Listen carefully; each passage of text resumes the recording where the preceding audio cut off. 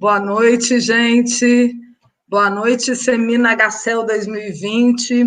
Esse é um evento realizado pela Universidade Federal da Bahia, em parceria com o Grupo de Estudos HCEL. É uma imensa satisfação.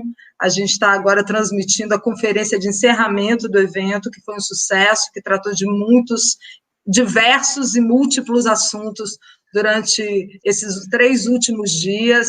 Foram mesas, simpósios, oficinas, minicursos, todos de muito conhecimento, muito compartilhamento de observações, informações e saberes. E nesse momento agora, nesse momento presente, a gente tem aqui a grande honra, a grande felicidade e prazer de estar com o professor Rafael Sanzio dos Anjos, da Universidade de Brasília, UNB, para poder fazer para a gente a conferência de encerramento. E o professor Rafael é uma pessoa que, com certeza, vai trazer muito saber para a gente, vai agregar muito a esse evento bacana que está acontecendo. Gostaria de agradecer a professora Maria Cecília de Paula, a coordenação é a professora Elizabeth de Jesus, que coordenou o evento lindamente, a comissão científica, a galerinha da monitoria, que ficou segurando o suporte tecnológico para a gente de forma muito bacana e eficiente, e é um prazer estar com vocês todas aqui, todas e todos, e a gente vai começar agora.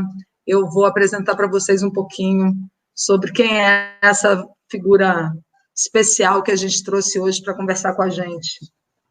Bom, gente, Rafael Sanzio dos Anjos é graduado em Geografia pela Universidade Federal da Bahia.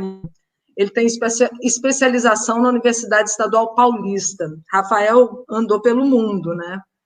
Ele tem mestrado em Planejamento Urbano pela FAU, da Universidade de Brasília, doutorado em Informações Espaciais no Departamento de Engenharia de Transporte pela Universidade de São Paulo, e isso nos idos de 1995, né? Ele tem pós-doutoramento em cartografia étnica no Museu Real da África Central, em Tervuren, Bélgica. Professor, você me corrija depois se eu não estiver pronunciando errado. Ele é professor do Departamento de Geografia da Universidade de Brasília, diretor do Centro de Cartografia Aplicada e Informação Geográfica, o SIGA. Ele também é coordenador dos projetos Geografia Afro-Brasileira, Educação e Planejamento do Território, o projeto GeoAfro. Durante essa pandemia, o projeto GeoAfro realizou webinars maravilhosos, de muita consciência e militância política e social, e geografia também, deixando para a gente registros e conversas com pessoas, personalidades muito importantes, que estão muito ligadas ao fazer mesmo, né? Ao fazer em relação à defesa do nosso Brasil africano, né? O Rafael implementou, né, no programa da pós-graduação em Geografia, o novo curso de doutorado e criou o Centro de Documentação Geográfica Milton Santos. Milton Santos, aliás, falando nele, é um grande mestre para o professor Rafael, e eu sempre digo que ele é um excelente discípulo de Milton Santos, do doutor professor Milton Santos, e imagino que Milton Santos a gente acredita muito na ancestralidade, e acredito que Milton Santos deva estar muito tranquilo de ter passado esse legado para uma pessoa como Rafael e da maneira como ele vem levando tudo isso, né? Se eu for falar do Rafael, a gente vai falar de muitas coisas, ele tem muitas produções interessantes, ele publicou livros sobre quilombos, ele está sempre em defesa de uma geografia africana, uma cartografia étnica, né? Ele está sempre preocupado com territórios tradicionais, e uma cartografia para a educação também, né? Uma educação de emancipação para o nosso povo, do nosso Brasil africano. Professor, eu gostaria de iniciar, antes de passar a palavra para você, eu separei aqui uma pequena parte no seu livro Quilombos, né, que é um livro muito especial, e eu gosto muito desse começo aqui. A zona tropical ou intertropical, e ainda denominada tórrida, localizada entre os trópicos de Câncer e e caracterizada como homogênea, foi o espaço mundial mais fortemente estereotipado, associado a um ambiente de difícil viver e fortemente hostilizado. Não somente os seres humanos e os animais vão ser marcados secularmente por uma configuração de selvageria, mas também os produtos tropicais, como a banana, o coco, o abacaxi, dentre outras frutas, vão ser associadas a algo improcedente. Sempre com um olhar de sociedades atrasadas e, portanto, necessitadas de ensinamentos. O processo civilizatório e de desfiguração dos territórios e das sociedades do mundo tropical serão o fio condutor das novas dinâmicas continentais que vão se estabelecer a partir do século XV. Essa geografia da imagem distorcida e da dominação justificada dos trópicos foi sendo ampliada e não considerava os processos históricos como fatores modeladores da organização social e política, mesmo diante dos elementos da natureza. Um dos efeitos políticos da distorção e da invisibilidade da África nas estratégias do sistema dominante é o lugar insignificante e secundário que foi dedicado à sua historiografia em todas as histórias da humanidade. As matrizes culturais e tecnológicas do continente africano foram as mais comprometidas pelo racionalismo científico e as estratégias de dominação, ocultação e apropriação dos saberes, a apropriação dos saberes ainda são contextos não resolvidos nesse início de século XXI. E isso, né, professor, já vão mais de 10 anos e a gente continua ainda nesse início do século XXI, né? Então, é um prazer estar aqui com você e eu te passo a palavra, você fica à vontade, a casa é sua. Tem sido um momento muito especial esse de nós todos, né? Nós todos estamos num momento muito especial, no sentido de que novas maneiras de comunicar, novas maneiras de se ver, novas maneiras de agir, né? De ação. Uma palavra inicial de agradecimento à organização, ao eu agradecer na pessoa de Lilu, eu estou agradecendo todo o staff. Para isso tudo acontecer, tem a energia de várias pessoas que estão entregando o seu quanto de energia também, né? Para que aconteça da melhor forma possível. E sem essas pessoas não acontece. Eu vivo isso sistematicamente e é bom agradecer quem às vezes não aparece. E minha conversa até vai um pouco nisso, né? Que é o que aparece e o que não aparece, o que é visível e o que não é visível, o que tem existência e o que não tem existência. Nós estamos sempre um pouco com esse binômio, e o Brasil, como é um país de muitos extremos, isso está muito em nosso cotidiano, está nas nossas vidas, e é isso. Eu acho que a Bahia é o umbigo. A Bahia é o umbigo. E se todos nós, baianos, baianas, pessoas que dedicaram sua existência também a estar, viver na Bahia, são aqueles baianos, as baianas de coração que a gente não explica, mas são, e também não tem muita explicação, simplesmente são. Ajuda a entender muita coisa. Ajuda a entender parte significativa de nós, brasileiros e brasileiras.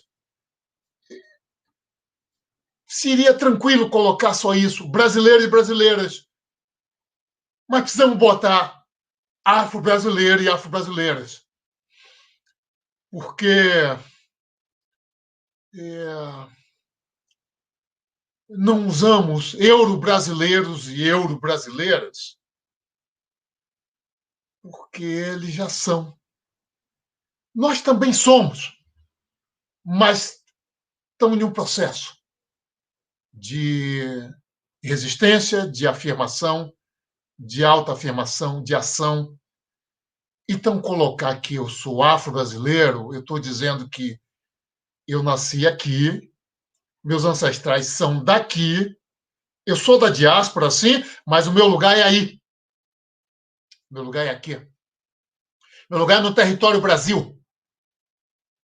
Então, o afro-brasileiro vem nesse sentido. Eu vou usar isso muito aqui nessa fala, só para dizer que Junto disso, tem uma afirmação de territorialidade.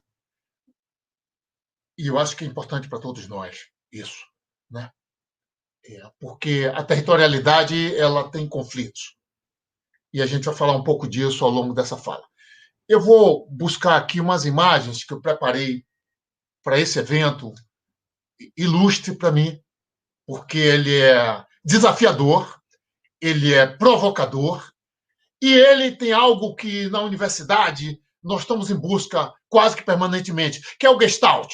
Algo que seja um pouco redondo, que seja um pouco mais amplo, que não fique restrito a um foco só.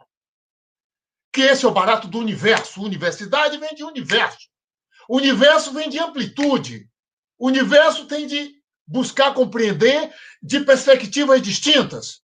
E aí nós somamos. E aí nós vamos em frente. Se isso não ocorre, ficamos restritivos nesse modelo acadêmico que está aí, consolidado, mas possível de flexibilidade, que é cada um na sua caixinha. Eu vou falar aqui mais de geografia, mais de cartografia, mais numa perspectiva de um Brasil que auxilia nós todos ser mais largos. Essa fala aqui minha é em homenagem a duas pessoas que tenho profunda admiração. Um geógrafo chamado Jorge Conceição, baiano, que ilustre. E a outra pessoa é o mestre Lua Rasta, pela sua nobreza.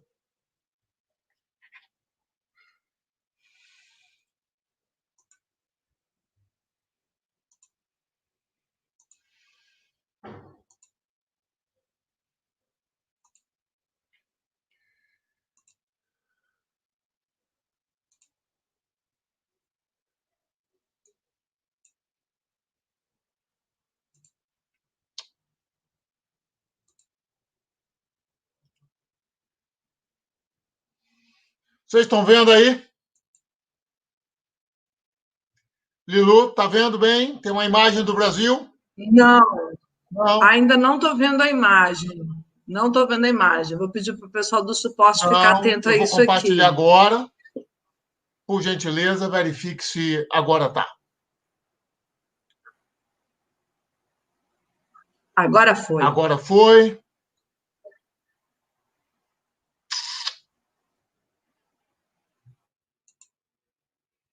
Maravilha.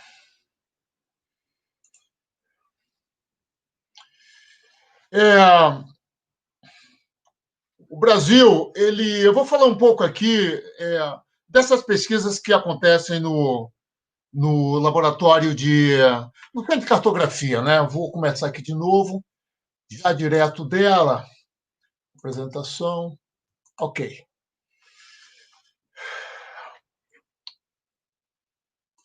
Esse Brasil trançado aí é só para dizer o seguinte: é esse gestalt nosso, né? O Brasil, nós vivemos esse desafio do emaranhado que somos. Tem um embaraço que precisamos desembaraçar, tem traços, tem tranças, tem engrenagens que estão profundamente ligadas há séculos, mas existe uma dificuldade real para que isso aconteça. Então, é por isso que a gente começa com esse Brasil e a gente vai lá para a África, para o continente africano, em uma época que ainda era denominada Etiópia. Estamos falando ali da época onde o Egito, os povos árabes começaram a dominar, desfiguraram, destruíram, chegaram próximo do Império do Mali, nunca viram tanto ouro, e isso mudou a história da humanidade. Aí eu vou falar aqui de quê? Vou falar de um mapa crucial que vai ser um divisor de água na história também do mundo. Esse mapa do Atlas do Catalão, de 1375, onde no mapa aparece o rei, o grande imperador Mansa Musa, com uma pepita de ouro. Olha só, estou falando do século XIV. O século XV, a Europa se organiza e aí eu vou falar o quê? De um pequeno reino, sobretudo, pequeno reino de Portugal, pela Península Ibérica, sua posição privilegiada, vai para o além-mar e vai atrás de quê? Do ouro, sobretudo. O ouro do continente africano. O deserto de Saara, que foi um filtro durante milênios, tinha notícias, sabia-se. No século XV, isso se torna possível, e aí a gente tem um divisor de águas, do qual nós hoje ainda somos o quê? Desdobramento desse processo. A globalização começa aí.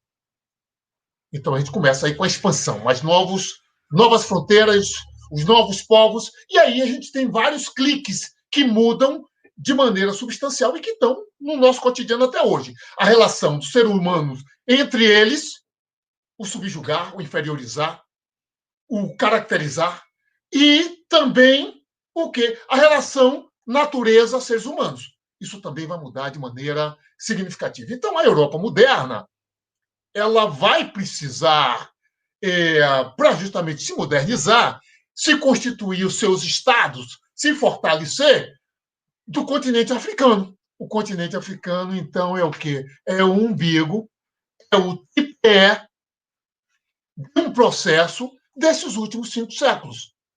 É um processo que tem esse triângulo Europa moderna, continente africano, novo mundo, hoje chamamos isso de América. Esse triângulo que vai envolver mercadorias, seres humanos, matrizes culturais, experiências. Somos limitados pela dimensão complexa disso tudo que vai ocorrer ao longo desses 5 séculos. Mas tudo por quê? Regido por ganância, regido por enriquecimento, regido por subjugamento, regido por massacres, regido por violência no sentido mais largo que a gente puder. Essa violência vem sobre tudo o quê? Sobre os territórios, sobre os seres humanos. O que Lilu leu há pouco é essa imagem, a hostilização com os trópicos. Olha essa imagem, como é familiar. A maneira de sentar, a edificação, são casas do recôncavo, as bananeiras, a paisagem é tropical. Isso é nosso. Vale a pena dizer, no continente africano, 2 sítios são muito importantes.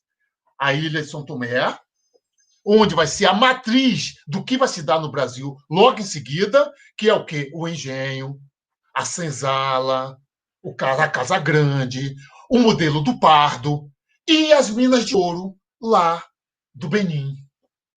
Né? Então, isso vai causar um certo movimento extremamente relevante que vai entender por que o Brasil vem com essa matriz já extremamente bem acabada, o ouro branco. Então, vieram para produzir ouro branco. Então, a Bahia, Pernambuco, são as 2 pilares disso. O ouro branco, que depois é cobiça de outros povos europeus, outros estados. Então, é à toa que as invasões vão ocorrer, seja da boca da Amazônia até onde hoje está o Rio de Janeiro. Vale a pena dizer também o quê? O Reino do Congo, né? Sem ele, não seríamos o que somos. O Reino do Congo, com sua força.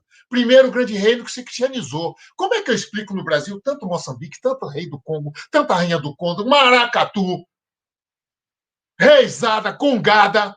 Por que esse negócio? Porque o Congo está no Brasil. Olha aí o centro de Baza Congo, a capital do grande reino, uma cartografia de olha a fortaleza para chegar até ele. Isso, as historiografias são pendentes. Os grandes cidades-estados, reino de Loango, olha que estrutura espacial fantástica, de fortaleza, de organização, de sabedorias, de troca, de circulação, de funcionalidades. Isso é que está pendente. São essas matrizes que vão nos alimentar, que vão nos influenciar aqui também. Então, o melhor do conhecimento dos trópicos, o melhor dos saberes dos trópicos, vai alimentar o Brasil ao longo desses 5 séculos. Vai alimentar e alimenta ainda. É importante dizer que o contingente desse processo de deslocamento, eu diria que essa conta ainda precisa ser resolvida, porque o Brasil tem pesquisas, mas ainda são parcas. Precisamos ir ao continente africano, precisamos ir em arquivos europeus, precisamos ir em outras, para desenhar isso com mais propriedade, porque esse é um ponto estrutural das matrizes africanas no Brasil. Certo? Esse quantitativo e mais referências, origem ponta a ponta. Isso interfere na nossa ancestralidade, isso interfere nas nossas referências de passado, e isso precisa de respostas satisfatórias. Os números, entretanto, todos eles apontam o Brasil como pilar. É aqui onde vai haver mais importação forçada. Isso significa que a resposta do Brasil hoje, ser a segunda maior nação de matriz africana fora do continente, ajuda a explicar muito bem isso. A gente está falando de um sistema que vai se permanecer durante 5 séculos, eu vou falar disso um pouquinho mais depois, um sistema que é o que eu chamo de um escravismo criminoso. Eu estou falando de um sistema que é econômico, um sistema que é político. Por que ele é político? Porque ele tem o quê? Ele é político e jurídico, ele tem leis, ele tem direitos. Ele é também ideológico, porque ele interfere na educação, ele interfere na cultura, ele interfere na desfiguração dos imaginários, na desfiguração das constituições, dos pensamentos, dos saberes. Começa pela forma torturante do deslocamento. Isso precisa ser contado, mas é evidente que não temos documentos, como uma parte grande de brasileiros ainda não tem documentos, porque está na origem. Não chegamos aqui com documentos, uma lista com o nome de pessoas, com uma caracterização, com a idade aproximada, sem nome. Interessante falar disso. Isso está até hoje presente. Quantos moradores de rua têm documento? Uma parte não tem. A história está aí, viva. Aí está um engenho. Um engenho que é a matriz básica do sistema escravista que vem lá da Ilha de São Tomé, muito bem sistematizado, e vai se instalar aqui com uma característica muito mais profissional. É o que a gente chama de sistema escravista industrial. Eu olho essa fotografia, a fotografia é muito interessante porque ela traz o passado para agora, para o presente. O que é que eu vejo? Tem bastante crianças, jovens, adultos e muitas pessoas idosas. Então, é evidente, quando a gente chama escravismo criminoso, não é só a dinâmica do trabalho, é como as pessoas eram tratadas, se relacionavam nessa dinâmica. O Brasil é o que é porque teve um processo de expansão sempre presente a matriz dos povos africanos, junto com os povos da floresta, nesse processo, que a gente chama de índio, né? É uma situação ainda mal resolvida das ciências sociais que precisa resolver. Os índios da América, os índios da África, os índios da Ásia, nós ainda continuamos nessa. Não pode ser assim. Precisamos alterar isso de maneira oficial, até, eu diria. É só para dizer que nós éramos para ser de um outro tamanho. O Brasil hoje se expandiu, é o que é. Por quê? Por esse processo. E esse processo foi com muitos conflitos. Não foi um processo pacífico. Olha os quilombos brasileiros aí, antigos. Onde teve grandes áreas de produção, teve quilombos. Quilombos é o quê? O primeiro grande território nessas terras, chamada Brasília, que vai dizer: nós não queremos esse tipo de estruturação. A matriz, a forma de organizar, essa fotografia nos aproxima da matriz africana que é recomposta, que é reconstituída aqui, e é um recado claro para o Estado dizendo: nós não aceitamos esse processo. Esse processo é para produzir porque vocês querem, mas vai ter conflito. Esse é um mapa feito na França, no início do século passado, início do século XX, que diz o Brasil é agroexportador. Borracha, cacau, café, o ouro, e por aí vai. Então, um mapa feito no exterior, tamanha a importância dessa nação sobre isso. Por que eu estou falando desse negócio? Porque essa internacionalização que a gente está vendo aqui agora, essa entrega, é algo que se processa há muito tempo, com oscilações, mas é um processo de mentalidade da nação. Outro componente importante da construção da territorialidade brasileira. As cidades. Aí está uma foto, Salvador, antiga. Quem construiu essa Salvador? O Sem Salvador é feito de quê? Adobe. Quem plantou? Quem plantou? Alguns marcos legais são importantes para a gente entender traumas que vivemos, avanços necessários e comportamentos repetitivos. A Lei Feijó, de 1881, que é a lei que chamamos em inglês ver, leis para inglês ver. Por quê? Quase 200 anos essa lei. Faz a lei, mas não cumpre. Olha como nós estamos cheios de exemplos desses. Lei que não cumprimos, lei que não são respeitadas, ou conforme a conveniência. Temos aqui o que é importante, a Lei 001, que é a lei de proibição para africanos e africanas e seus descendentes estudarem. Não podiam estudar em escola pública. 183 anos, olha só, também quase 200 anos. Continuamos lutando por cota. Cota para pós-graduação tem um mês e pouco que foi realmente efetivamente implementada. Então, continuamos com a mesma pauta, continuamos com o mesmo ponto. A Lei de Terras, 1855, uma proibição explícita que africanos, como os povos da floresta, não podiam ter lugar oficial, não podiam comprar terra. 165 anos. Olha essa imagem aí no Rio de Janeiro. Quem é que está no morro? Quem é que está no lugar oficial? Quem é que tem endereço oficial? O endereço do Brasil é um problema, continua até hoje. 2020, uma parte do Brasil não tem endereço.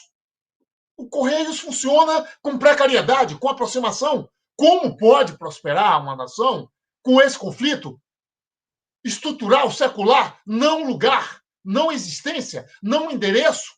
Que geografia é essa? Permanentemente de conflito. Bem, em 1872 vai ter o primeiro censo brasileiro.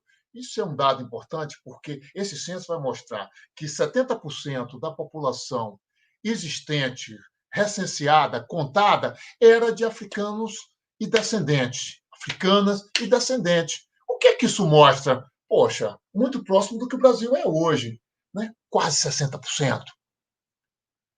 E aí vem a semente de um projeto ambicioso do Império, que é o projeto de embranquecimento da nação. Então, aí é desenhado uma política de Estado, porque ela está até hoje. O método, como o IBGE nos conta, é o mesmo, é o método com ajustes do método imperial, né, do século XIX. Então, a Lei Áurea de 1888, nada mais é, está o quê? 132 anos, ela é uma falsa abolição, porque ela vai trazer de maneira explícita para nós a oficialização do racismo sistêmico e do racismo individual. A cidadania do seleto grupo estava coberta por oficializar a cara feia, oficializar a hostilidade, oficializar o tratamento desumano, oficializar inferioridade e superioridade. Então é isso que a gente assistia e assistimos. Outro marco legal importante, a Lei Saraiva Cotegipe, 135 anos. Imposição para analfabeto não votar. Olha que loucura. Agora, né? 2 meses atrás foi o que STF aprovou recursos para candidaturas negras.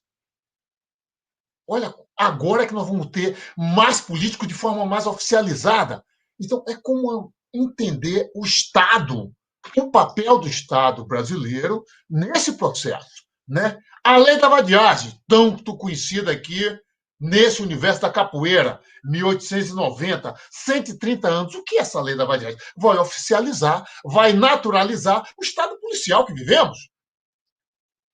É raro o dia que não temos notícia nessa direção. Precisamos refletir de onde é que vem isso.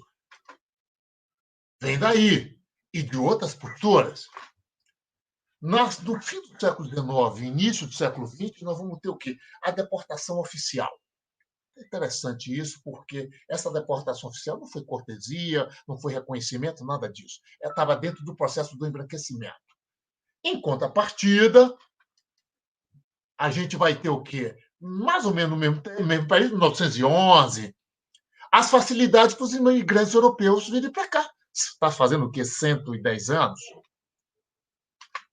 Vinha com documentos, vinham de navio, viviam confortáveis, tinham alojamento, tinham terra, tinham comida, tinham passaporte, tinham documentos de todos os membros. É uma outra forma de se inserir no território, de se inserir no espaço geográfico.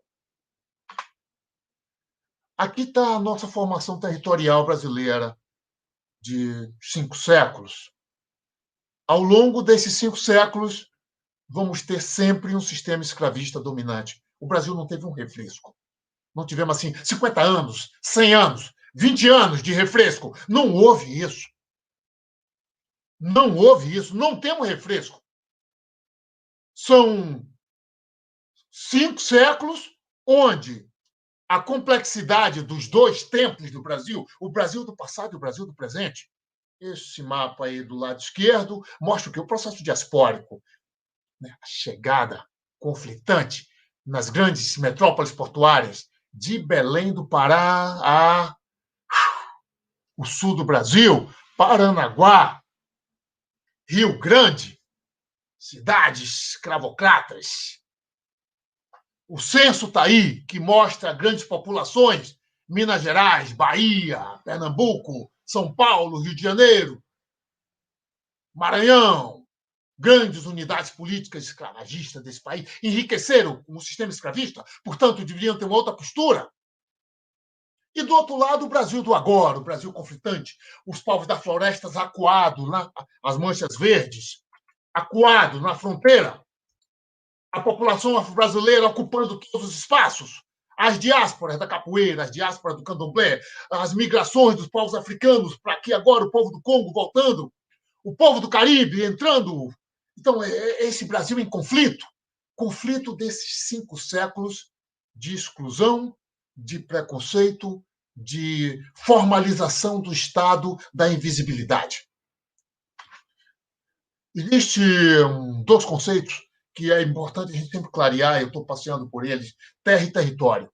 No pensamento social dominante de quem controla esse país, a terra dos afro-brasileiros não é aqui, deve ser na África ou em qualquer outro lugar. Por isso a dificuldade de quilombo ter terra, dificuldade de quem está na cidade ter terra.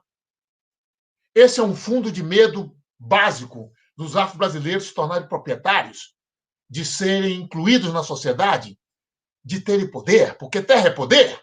Porque a terra eu posso vender, o território eu não vendo. Como vai vender um terreiro? Como vai vender um quilombo? Não dá. Essa mentalidade entreguista, o quê? Aqui é para explorar, não é assim. Ela não cabe em alguns espaços. Como vai vender uma terra de um povo da floresta? Não pode, um território tradicional. Esse é o conflito básico que norteia essa nação continental, terra e território. Outro conceito também relevante para a gente entender manipulações recorrentes. Minoria. Como as mulheres são minoria no Brasil? Como o povo afro-brasileira são minoria? Não são minoria? Como os quilombos são poucos? Os quilombos são muitos? Aí os mapas dos quilombos contemporâneos, mais de 6 mil territórios de norte a sul, de leste a oeste, onde houveram grandes áreas produtivas de geoeconômicas, coloniais, imperiais, existem territórios quilombolas atualmente. É notório, isso é análise espacial simples, é correlação dos tempos históricos, passado e presente conversam. E aí eu olho uma fotografia como essa e eu vejo o conflito básico dos territórios quilombolas hoje, que é um conflito ancestral, que é um conflito que se materializa no agora, na exclusão.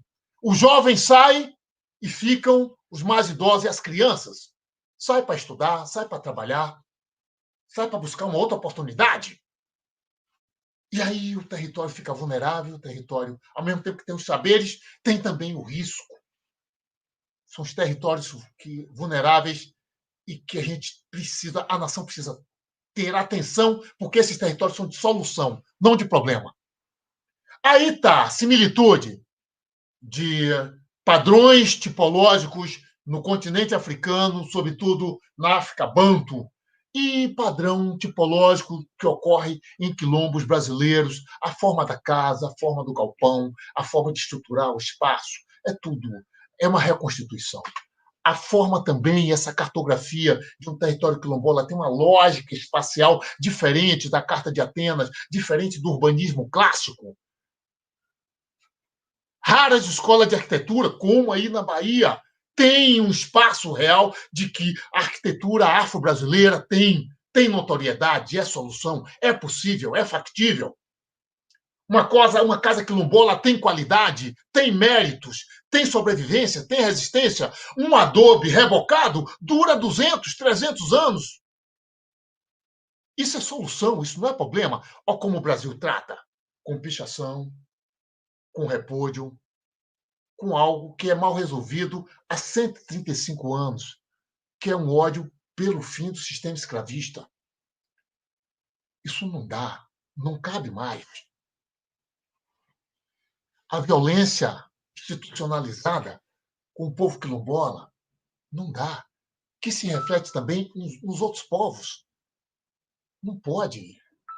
Nós tivemos 7 constituições. Apenas a última Constituição, 1888, a palavra quilombo aparece pela primeira vez. Nós estamos aqui o quê? Porra, há 500 anos. Nenhuma outra Constituição fez nenhuma referência. Constituições repressoras, eugênicas, exclusivistas, limitativas. Os marcos legais que eu citei anteriormente estão presentes nesses documentos. É só para a gente situar que o Estado brasileiro precisa ser revisto. A gente vai tocar nesse ponto ainda um pouco mais. O Brasil real. O Abdias Nascimento, em 1991, quando assumiu o Senado aqui em Brasília, ele disse: tem sido uma perversidade útil às elites dirigentes desse país ignorar a questão racial. A discriminação codificada é uma estratégia eficaz do instrumento de poder, dissimular o racismo sob o emblema da pobreza, marginalizando milhões de patrícios, tentando encobrir um complicador das contradições de um país rico e endividado, grande e faminto, belo e doente, que quer ser europeu a todo custo. Olha só que o mestre escreve quase 30 anos atrás. Como continua atual? Como continua procedente? Bem, a pergunta-chave é: qual é a agenda do Brasil para o antirracismo? Não está clara essa resposta? Não tem resposta? E para uma sociedade mais inclusiva? Também não tem resposta? O que ocorreu foi cosmético. A mesma maneira que chegou, saiu. A gente vai ver agora algumas pistas. Pistas para a educação e para lutas emancipatórias, que é algo que está sendo refletido aqui há alguns dias. Como é que a gente se porta para uma postura diferente? Em primeiro lugar, olhar para trás com mais hombridade. O Brasil, ao não olhar para os 500 anos de escravidão e exclusão, ele não vai ter avanço. Porque essa falta de respeito pelas referências ancestrais é um impedimento permanente, diário, eu diria. Dificilmente vamos ter evento. Não permitir discutir preconceito e o racismo secular é medo sistêmico de perder os privilégios de lugar. Então tem um Brasil medroso aí, que não quer negar o racismo. Como negar o racismo? 5 séculos de discussão explícitas. Não olhar para trás também é uma negação ao velho continente. O epicentro que alimentou o mundo nesses últimos 5 séculos, o continente africano. Olha, esses países destacados em vermelho na África são os países que têm relação, pelo processo diaspórico, conosco, brasileiros e brasileiras. Éramos para ter uma outra relação mesmo, não é só diplomática, relação de parceria, de cooperação, de reconhecimento, de vizinhança. Não. O que ocorre é outra coisa. Então, para nos emanciparmos, precisamos reconhecer vermos melhor nossos antepassados. E isso procede. Outra pista, o estereótipo. Aí vem a educação, né? A maneira como somos olhados pelo mundo. Só isso já nos dá um retrato. Como é que a moça lá, o moço da Dinamarca nos olha? Como é que nós olhamos para o povo de Angola, olhamos para o povo entendeu, do Congo, o povo da Guiné? Essa trama mundial de olhares contaminados, de olhares com julgamentos, de olhares seletivos, é algo que contamina diariamente a possibilidade de emancipação. Esse senso que desde o século XIX fazem conosco, onde a população livre está ali destacada, era a população branca, basicamente, e a população escrava é preta e parda. Olha o que é que o próprio gráfico, ele é revelador. A população preta e parda continua sendo, não só no século XIX, mas no século XX, a população escravizada. O escravismo contemporâneo está aí. O filme Servidão está aí para dizer com clareza o que ocorre no Brasil real. Esse gráfico mostra o quê? O censo dos anos 40 até o censo 2010, com uma simulação desse censo 2021, que deve ocorrer ano que vem. A gente observa que a população preta cresce ainda timidamente, porque uma parte da população não quer se reconhecer, mas a população parda é um fenômeno. Quem é o pardo? De noite, teus gatos são o quê? Sabemos a resposta. Não é ninguém. Não tem referência. Não tem ground, não tem chão. Não tem referência identitária. Esse é um gráfico que fizemos esses dias aí. A equipe do Projeto Geoafro fez, eu gostei muito. Mostra o seguinte, os 5 séculos do Brasil sempre escravista, sem nenhum refresco, como eu falei ali há pouco, né? Aqui no século XX, a gente tem lá, em 1988, com a Constituição Federal, uma possibilidade de um sopro. Parecia que algo ia acontecer ali, mas não ficou ali. A Constituição não é cumprida, territórios que eram para ser regularizados não são, espaços que eram para ser criados para a população excluída também não. Então, nós estamos nesse momento aqui, 2020, e o estágio de resiliência do Brasil é pouquíssima. Pouquíssima flexibilidade, pouquíssima possibilidade, pouquíssima interlocução. Não tem um bambu. Não conseguimos ser um bambu, ser um capoeira, uma capoeira. Cai, escorrega, sobe, levanta, vai e volta. Não tem esse movimento. Tem uma rigidez, uma cristalização desses 5 séculos sem sufoco. Precisamos refletir sobre isso, essa rigidez da nação. Existe algo aí que é a base africana dizendo nós estamos aqui, existimos. Os racismos individual e institucional têm funcionado para a manutenção do racismo estrutural na nação.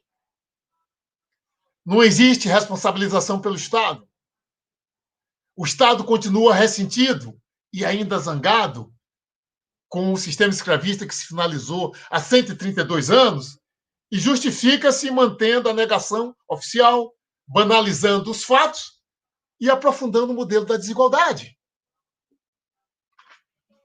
Essa é a nossa encruzilhada básica. Que caminho seguir? A nação precisa olhar e verificar que não vamos ter caminho. Cruzilhada é para dar caminho, para soltar, para ir, para fluir. Mas precisa desatar esse nó. Precisa olhar com mais propriedade, hombridade. Isso é nobreza. O Brasil precisa ser mais nobre. Dong é escritor queniano que eu gosto muito, ele diz que o presente é uma arena de respiração. Ó, nós estamos aqui nesse fio invisível, ligados, todo mundo respirando, vendo, piscando o olho. Mas o futuro vai ser da nossa aspiração coletiva. O ponto que nos une. Qual o ponto que nos une aqui agora? É uma boa coisa refletirmos. É uma outra perspectiva para quem? Para mim, para o meu município, para a minha cidade, o meu estado, para a minha nação? A gente está pensando na nação ou estou pensando no meu umbigo? Precisamos ser mais geográficos todos. Éramos mais. Eu não posso pensar só em mim. Somos mais. Energeticamente somos mais. Temos que pensar nesse Brasil que está aí, um Brasil que, de norte a sul, a matriz africana tem a visibilidade, a matriz também dos povos tradicionais tem a visibilidade, que o Brasil exista também com esse componente. Aí nós temos possibilidades reais de sermos uma grande nação para ensinar a várias outras, porque nós estamos convivendo há 5 séculos com esse sistema que está aí, opressor, mas estamos sobrevivendo com criatividade, resistência e possibilidade.